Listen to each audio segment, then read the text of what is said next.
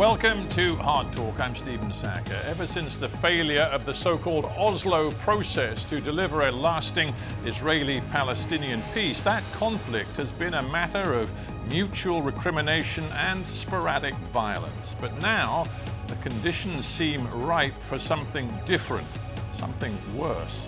Israel has the most far-right government in its history. Palestinian disillusion with the status quo seems to be stoking militancy. My guest is Palestinian politician, physician and civil rights activist Mustafa Barghouti. What, if anything, can the Palestinians do to improve their situation?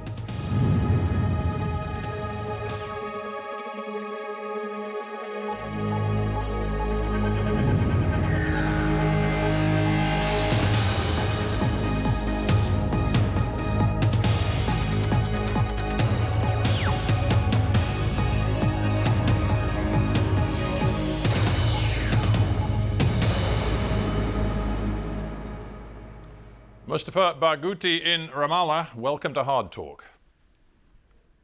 Thank you. Nice to be with you. Thank you. Good to have you on the show. Let's start with the situation in the West Bank where you sit in Ramallah. Is there any semblance of political authority or control in the West Bank right now? Unfortunately, the existing authority is the authority of occupation, Israeli military occupation, which is really, from security perspective, controlling the whole area. The Palestinian Authority has been weakened dramatically by the Israeli side. Since 2002, when the Israeli army reinvaded all Palestinian cities and all the so-called Area A, which is supposed to be under Palestinian Authority, since then, practically, the Palestinian Authority is an authority under military occupation, under Israeli occupation. So it's an authority without real authority. I just want to be clear about what you're saying. Are you saying, in essence, the Palestinian Authority, created, of course, through that Oslo process, is dead?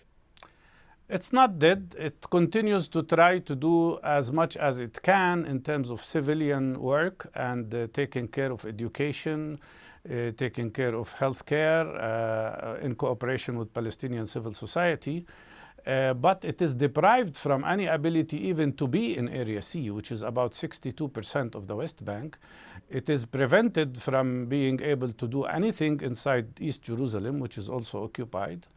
And even in Area A, they are running civil affairs, but they don't have real authority over security matters. That is the reality. And what about what about basic legitimacy? I mean, you sit with me nominally as a Palestinian MP, a member of the Palestinian legislature, but of course there haven't been elections since 2006, and Mahmoud Abbas has been leader of the Palestinian Authority since 2005, and there hasn't been elections for his post either. So there is a fundamental lack of legitimacy, isn't there?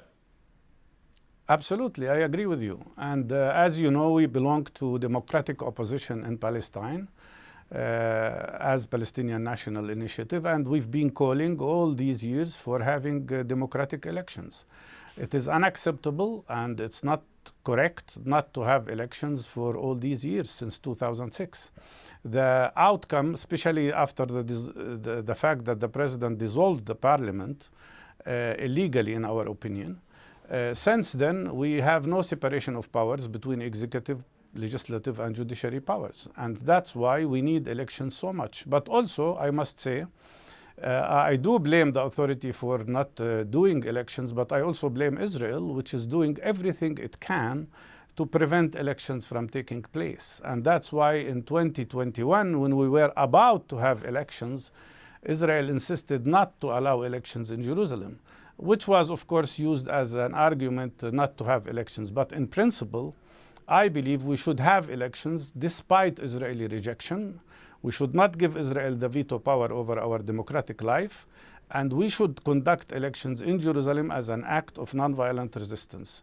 And let them be if I may, Mr. Barghouti, we'll get back to your political sort of solutions as you see them in a moment. But let's stick with actually the issues of raw power and control? Because it seems to me right now in towns and cities across the West Bank, including Nablus, Jenin, Hebron as well, the real power increasingly lies with young militant Palestinians who are very well armed and over the last few months have shown a new willingness to engage in armed struggle with the Israeli military, but also to target Israeli Jewish civilians as well. Would you agree that that is a new and very striking phenomenon? I would describe it in a different way. I will say that what we see here in Palestine is who came to power in Israel is the most, as you said, the most extreme government in the history of this region. But not only that, it's a government with fascist elements in it. Smotrich, who is the second most powerful man in this government, described himself as a fascist. And this government, Smotrich, says that to Palestinians that you cannot have a state. They say that they should continue to build settlements. His plan is to, as he said, is to flood the West Bank with settlers and settlements so that Palestinians would eventually conclude that they cannot have a state of their own, and they would have one of three options: either to immigrate, or to die, or to accept a life of subjugation to the system of Israeli apartheid and occupation. The young Palestinians understood that. And that's why the young Palestinians, this young generation, will not accept to be slaves of a system of occupation and apartheid. They realize that the whole so-called peace process has failed dramatically. Oslo is dead because of Netanyahu in particular and the Israeli government, which blocked any possibility for negotiations or peace in this region. And Palestinians realize something they realized in the first Intifada, which is that they have to rely on themselves, they have to self-organize, and they have to defy this system of occupation and apartheid. That's why you see many younger people turning in that direction. But to say the impact of that is a spiral of violence that we've seen in recent months. I believe since the beginning of the year, at least 14 Israelis have been killed and a far higher number of Palestinians as well. I just want you are known throughout your career to be a politician and a rights activist who advocates non-violence. But right now, are you calling for the Palestinian Authority, which still nominally has control over the towns and cities I just mentioned, are you calling for the Palestinian Authority to disarm those militant young men who, in groups like the Lion's Den, appear now to be intent on using violence against Israelis? I would not accept a proposal from the Israeli or American side to push Palestinians into internal fight and into civil war with each other so that occupation and apartheid will prevail and continue to enslave us. The Palestinian Authority and these young people in Nablus and Jenin, as well as we are all subjected to a system of enslavement and oppression. That is the reality. You mentioned 14 Israelis killed. Since the beginning of this year, 84 Palestinians were killed, including 15 children, including a woman who was 69 years old in her own house in Jenin doing nothing. She was in the kitchen of her house when the Israeli army shot her. Palestinian civilians are the main victims in this situation. Right, but I just want to be, I mean, I understand the rhetorical point you're making, but in practical terms... It's not rhetorical stories, Stephen. This is not rhetorical. This is the reality of our life. I am a medical doctor, as you know, and I've learned through my life that if I want to save a patient, I should not concentrate only on the symptom of the disease. I should look for the causes of the disease. The cause of everything we have today, including what you call the violence, is the continuous occupation, which is the longest in modern history. 55 years of military occupation of West Bank, Gaza, and Jerusalem. We have been subjected to ethnic cleansing in 1948. 6.5 million refugees are outside this country, not allowed to come home, while any Jewish person anywhere in the world, even if his ancestors were not here for thousands of years, can land in the airport in Lod and immediately be granted citizenship. We have been subjected to a system of apartheid. Let me explain to you. Yeah, but A well, hang system on. of I apartheid- have to, if you don't mind, have the opportunity to ask you questions. And the things Please, you are saying please. are very Please, important, sorry. not least because your voice, as I said before, has always been one that has recommended and insisted upon non-violence. But it seems to me today, given I what you've still said do. about the nature of the Israeli government, given what you've said about the state of the situation for Palestinians across the West Bank, you seem to be saying that in this constant discussion the Palestinians have about the right approach, the right tactics to take, you seem to be saying that right now you are supportive of a return to armed struggle. Is that what you are saying? No, that's not what I am saying. That's what you are saying. What I am saying, and actually I have proposed, not only me, but me and my colleagues, a very clear strategy about changing the situation. And our strategy is based on 5 pillars of struggle, as we call it. First, the activation of popular nonviolent resistance as much as possible. I've been an advocate of nonviolence, but I don't deny Palestinian people the right to resist occupation in every possible way that is approved by international law and international humanitarian law, which says that people under occupation have the right to resist occupation as long as they respect international law and international humanitarian law, and that I support. Yeah, Second, but we have, again, we language have, matters. In the recent past, you've described a 13-year-old Palestinian boy who shot dead 2 Israelis, a father and son. You described him as, quote unquote, a victim. You've also begun to refer to Hamas rockets as, quote, not intended to hit and kill Israeli civilians. So it seems to me that on your own journey, you are now beginning to feel that use of violence can be justified. No, Stephen, this is not my course. My course, I will explain to you how I changed. All my life, I supported 2-state solution. All my life, I supported the establishment of an independent Palestinian state in the West Bank, Gaza, including East Jerusalem. All my life, I supported nonviolent resistance. But I tell you, I think Israel has killed already the 2-state solution. And they are presenting us with now one option, which is one apartheid state, trying to push us out of this country and creating a new ethnic cleansing.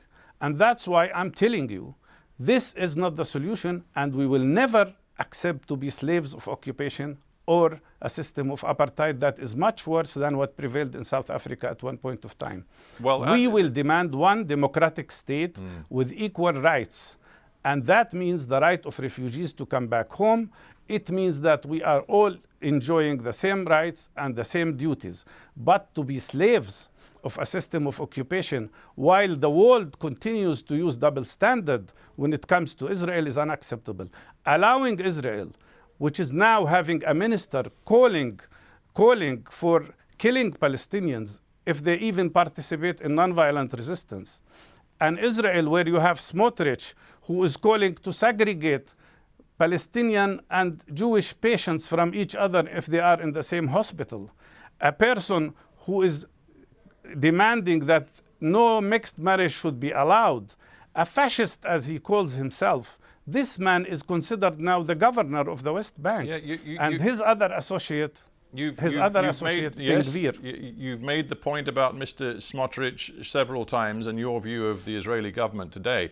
And you've used the word apartheid, which other Palestinians use, but indeed some Israeli critics of the current government also use to describe what they fear may become the reality if this government continues with its current policies. Apartheid's an interesting word because it also raises memories and comparisons with, for example, the liberation struggle in South Africa and the role of the ANC. I would put it to you that a fundamental difference between what we saw in the liberation struggle in South Africa and what we see amongst Palestinians today in your communities, we do not see unity, we do not see a coherent leadership in the Palestinian communities. We also do not see the same level of support from the international community. Let's start with the internal division. How can you present yourselves to the world as a national resistance when you are so deeply divided? I totally agree with you. our internal division is one of our biggest weaknesses.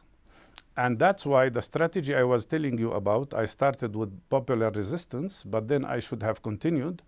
The second very important factor is to have a unified national Palestinian leadership. And to get to unity, the path is very clear. It's through democratic elections. It's through allowing the people to choose their leaders democratically. But in addition to that, we need the world. We need a campaign of boycott, divestment, sanctions against the system of apartheid and occupation, like it was used before in the case of South Africa. We need also to help people steadfast against this terrible system of oppression. You know that 62% of the West Bank today is deprived from the right of even building a clinic or a kindergarten or a school. You know that the West Bank now is divided by Israel in 224 ghettos, or I call them actually ghetto stands, separated from each other by 644 military checkpoints. A wall that took away 18% of the West Bank. And on top of that, we have the settlers and the settlements. We spoke about the Israeli army, but we should also speak about the fact that settlers are the ones who are most aggressive today. Those are the ones, the mobs that attacked Hawara, which Smotrich also spoke about erasing and completely from existence. These settlers have, excuse me, this one moment. These settlers have become one of the most important political forces in Israel. Smotrich himself is a settler. Ben Gvir, who was accused of being a terrorist, or at least he belonged to a system, to a party, Kach Kahana movement that was classified as terrorist even in Israel. These people are settlers, and they have 15 members in the Israeli Knesset, and they are the ones who are running the show. Yeah, you're very keen, if I may say so, Mr. Barghouti, you're very keen always to bring the focus back onto what the Israeli government is saying and doing. I really want you to focus on what's happening within the Palestinian community. You talk about the need for unity. There is no unity whatsoever. We have a Palestinian Authority which agreed to meet the Israelis at the end of February at the so-called Aqaba summit, overseen by the Jordanians, Americans, Egyptians. But at the same time, we have Hamas, which remains committed to resistance, to refusing to recognize the right of the Jewish state to exist, and which, according to many of its historical documents, wants to establish a Palestinian state from the Mediterranean to the Jordan. How are you going to bring these Palestinian agencies, the PA on one side, Hamas on the other, together? It will be very easy if we are allowed at least to have some control over our lives.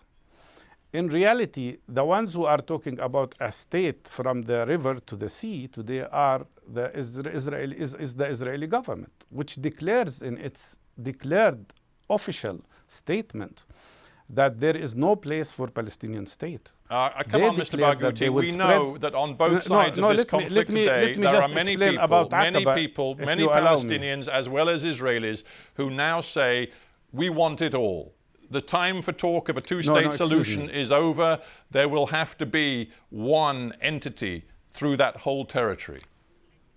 Stephen, let me answer a couple of questions you asked, please. First of all, it is Israel that bombarded or undermined the whole Aqaba meeting. I think the Aqaba meeting was used as a cover for what Israel is doing. The Aqaba meeting did not speak about freezing settlement activities. It spoke about freezing only planning for settlements. And actually, Israel has just approved 13 new settlements, and they continue to build them. They approved 10,000 new units. Now, even the planning will not be frozen. That's what Smotrich said. He said, I am the governor of the West Bank. I will not allow this to happen. Netanyahu said, settlement will continue as it was planned. And Ben Gvir said, what happened in Aqaba stays in Aqaba. So the Israeli side, even the little thing that was done in Aqaba was rejected officially by the Israeli government. Let's be frank here. Nobody should continue to blame the victim in this conflict. The whole world has not been good with us. There has been constant double standard, blaming the Palestinians all the time, regardless of the fact that we have been subjected to occupation, to a system of apartheid, and now a terrible amount of violence that is practiced not only by the Israeli government and the Israeli army, but also by Israeli settlers who are very, very dangerous. And they could really bring this whole place into a big explosion if they attack Al-Aqsa Mosque, as Ben Gvir is promising, or if they continue to pressure Palestinian prisoners, where prisoners are now subjected to an increased amount of oppression. You earlier in this conversation said that our national resistance as Palestinians must be matched by the outside world, putting new levels of pressure on Israel. Look at the reality. Right. The United States, led by Joe Biden, clearly is not interested in playing a very proactive role and pressuring the Israeli government. And if you look at the Arab world, you see the peace deals and the diplomatic recognition that has been offered to Israel from the Gulf, from countries like Morocco and Sudan. That's the new reality. Rather than isolation of Israel, Israel has made unbelievable inroads which leave you Palestinians looking increasingly friendless. Actually, now things are changing in the opposite direction. The plan of Mr. Netanyahu was very clear. He said, I will put aside the Palestinian issue, I'll make peace with the Arab countries, normalize relations with them, and then I might come back to Palestinians to enforce of them a solution. Not solution, actually, but enslavement. In reality, his plan failed. He made some normalizations with the Emirates, with Bahrain, with all due respect. But look at what happened with Saudi Arabia.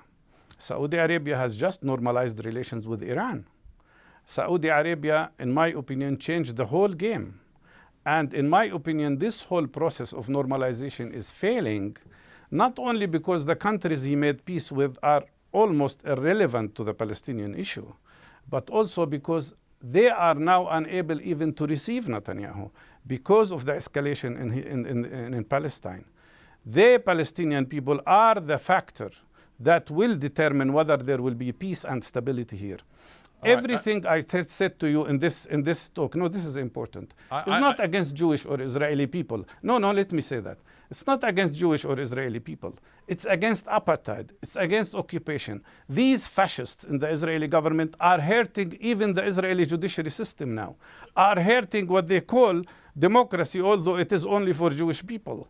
They are crumbling from within, from inside. Netanyahu has never been in a bad situation as he is today, trying to run away from the 4 cases of corruption that he should be tried for. Mr. Barghouti, just to end, I want to have this quick thought with you. Not long ago, before he died, the late Saeb Erekat spoke to me, and he was full of despair. And he said, Stephen, frankly, I have failed. Now, he was one of the great advocates and architects of Oslo. You didn't believe in the Oslo process, but nonetheless, you have always believed in a non-violent solution to the Israel-Palestine conflict. Are you full of despair today? No. As a matter of fact, I still believe in what I believed in, as you said. And I believe we will overcome this situation. I am actually full of hope. I think the world is beginning to see what Israel is really about. They begin to see what Netanyahu is about. They begin to see the suffering we are having today. And I also can tell you, I am optimistic that one day we will not only achieve our internal unity, we will not only achieve our internal democracy, which I struggle for. I believe we will reach that day when there will be peace, but a just one, a just peace. And I believe we will manage to have a one-state solution with full democratic rights for everybody, where Palestinians will have to be respected as equal human beings. Mustafa Barghouti, we have to end there, but I thank you very much for joining me on Hard Talk. Thank you.